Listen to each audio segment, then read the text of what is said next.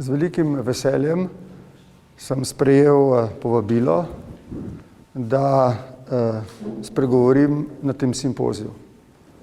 Tako kot sem vselej z veseljem odgovarjal na mojo oceno vloge nadškofa dr. Alojzija Šuštarja v slovenski polpretekli zgodovini. Osamosvojitev Republike Slovenije je bila najimenitnejše dejanje, ki smo ga bili Slovenke in Slovenci storili drug za drugega.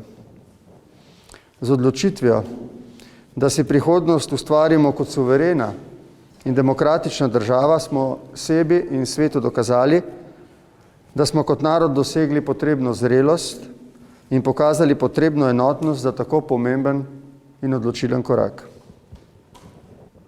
Ko stojimo danes na pragu 30. obletnice teh dogodkov, je naša državljanska dolžnost, da se poklonimo spominu na tiste, ki jih ni več in brez katerih Slovenija danes ne bi bila suverena država, enakopravna med enakopravnimi državami mednarodne skupnosti. Ena izmed teh izjemnih osebnosti je in ostaja nadškof dr. Alojzij Šuštar.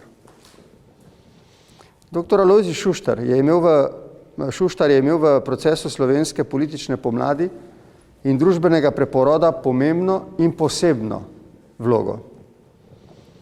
Znal je prisluhniti ljudem, zato je duha tedanjega časa doživljal kot priložnost, da se bolečine razdeljene preteklosti umaknejo iskreni in enotni želji naroda po skupni in svetli prihodnosti.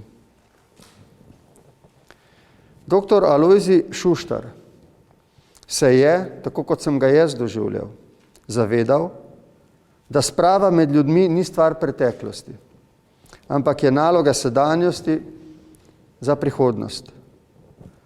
Ves čas, kolikor sem ga jaz doživljal glede tega vprašanja, je spravo razumel kot zmago sožitja, ki izhaja iz razumevanja in spoštovanja bolečine drugega.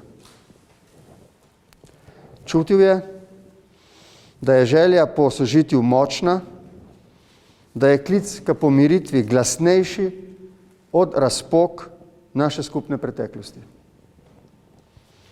Tenkočutno je znal slišati neizrečeno in spodbuditi tisto, kar se je mnogim zdelo takrat nepredstavljivo.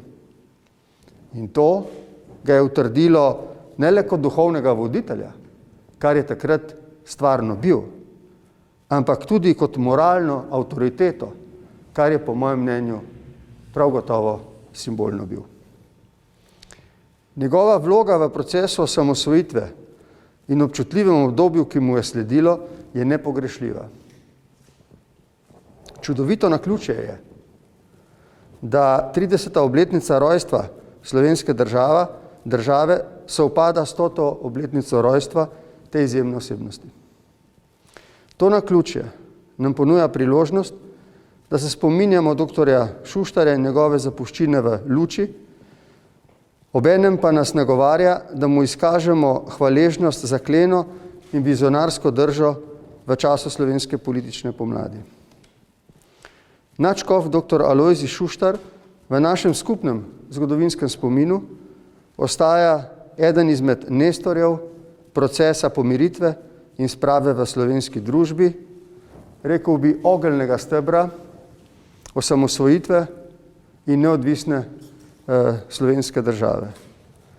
Na koncu, ker so se tedaj tudi osebno poznala, naši družini je bilo veliko čast, da nas je obiskal na domu.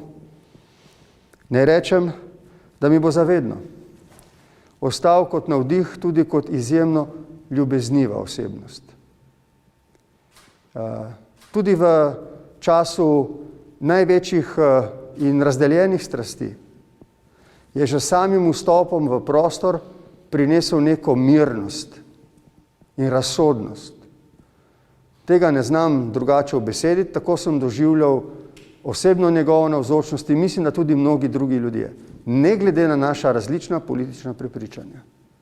Za svojo ljubeznivostjo, to moram še enkrat poudariti, ki je bila iskrena, nič narejena in svojim vstopom v prostor svojo mirnostjo in razsodnostjo, hkrati pa z zelo stvarnim pogledom nazaj in naprej, je poklical Slovenke in Slovence, ne glede na to, ali so verni ali ne, ali imajo eno ali drugo politično prepričanje ali so brez njega, k temu, da smo takrat za to veliko stvar stopili skupaj.